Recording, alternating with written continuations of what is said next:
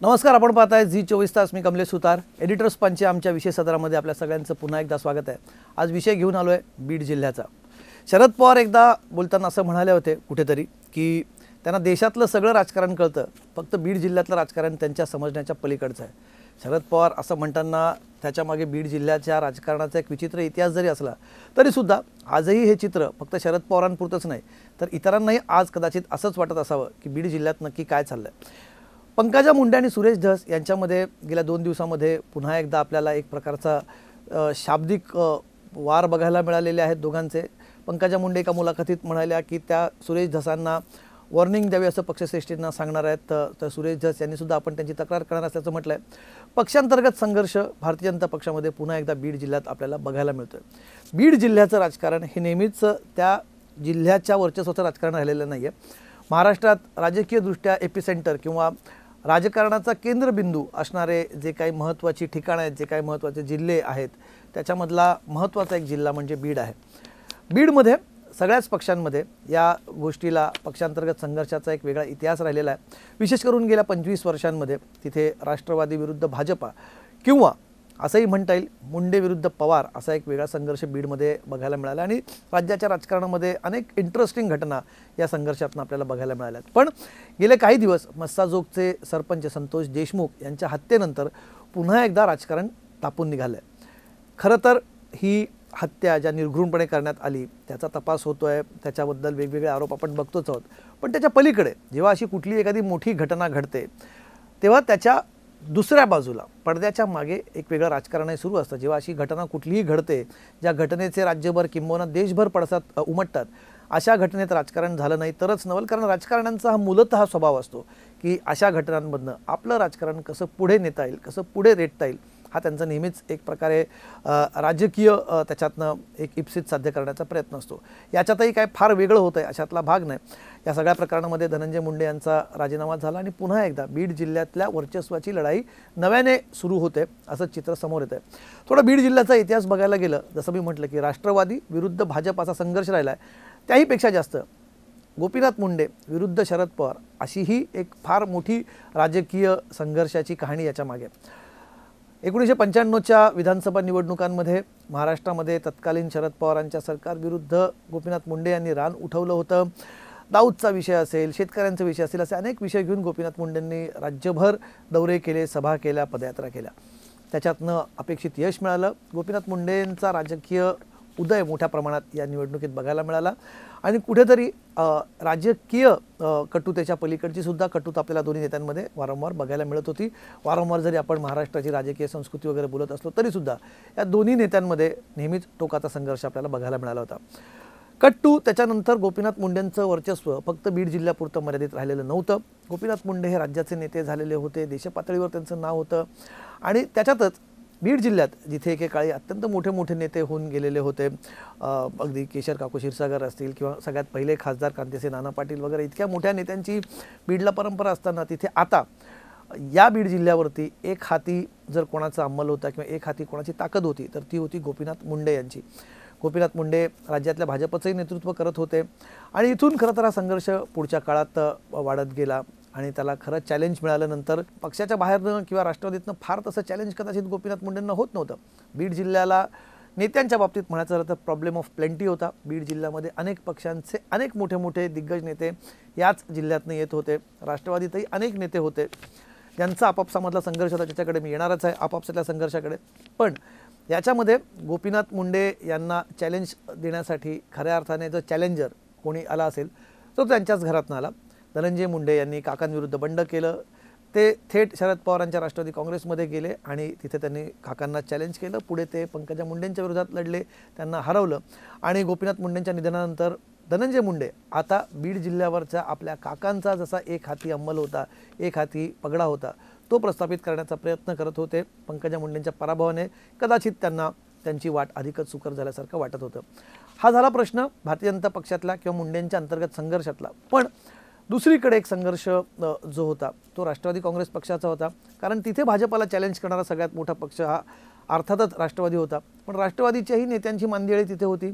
धनंजय मुंडेंच्या राष्ट्रवादीमध्ये येण्याच्या आधी तिथे अनेक दिग्गज नेते होते, जयदत्त क्षीरसागर असतील, तिथे विनायक मेटे होते दिवंगत नेते, अनेक नेत्यांची तिथे मोठी यादी राष्ट्रवादीकडे होती, पण त्यांच्यातही कुठेतरी एक सुप्त संघर्ष होता, अंतर्गत संघर्ष होता।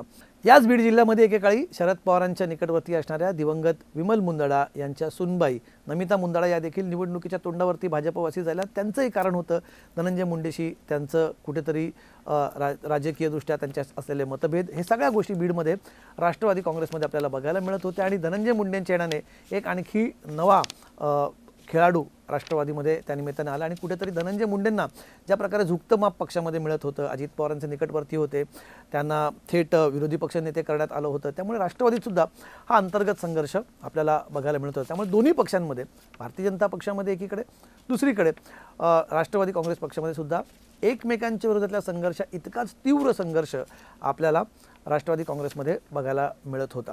पण आता हा संघर्ष इकडे सुरू असतानाच आपण आता थेट 2025 मध्ये आलो। तर 2025च्या सुरुवातीलाच मस्साजोगच्या सरपंचांची हत्या झाली। संतोष देशमुखांच्या हत्येनंतर अवघं राज्य या सगळ्या बातमीने ढवळून निघालं। याच्यामध्ये प्रचंड मोठ्या प्रमाणात आरोप प्रत्यारोप झाले।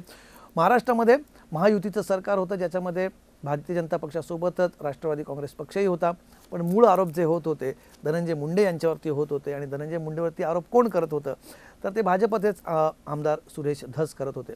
अत्यंत टोकाला हा मुद्दा गेला होता। हे सगळ्या बातम्या आपण बघितल्याच आहेत, त्याचा मी नव्याने त्याची उजळणी करत नाही, पण कुठेतरी धनंजय मुंडे यांच्या जिल्ह्यात वाढत्या वर्चस्वाला कुठेतरी चॅलेंज करतानाच सुरेश धस हे सगळे आरोप करतात असं देखील यावेळेस आपल्याला बघायला मिळालं।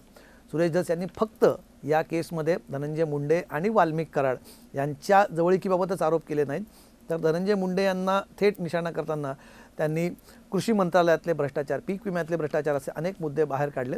अर्थातच जरी याला मी म्हटलं सरपंच संतोष देशमुखांच्या हत्येची पार्श्वभूमी असली तरीसुद्धा एक प्रकारे राजकीय स्कोअर सेटल करण्याची संधी इथे होती आणि ती कुठलाही राजकारणी गमावणार नाही। बरं, याच्या आधी काय झालं होतं?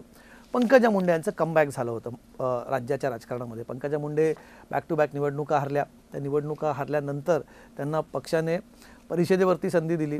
परिषदेवरती आल्यानंतर त्यांना यावेळेस थेट मंत्रिपदाची देखील संधी मिळाली।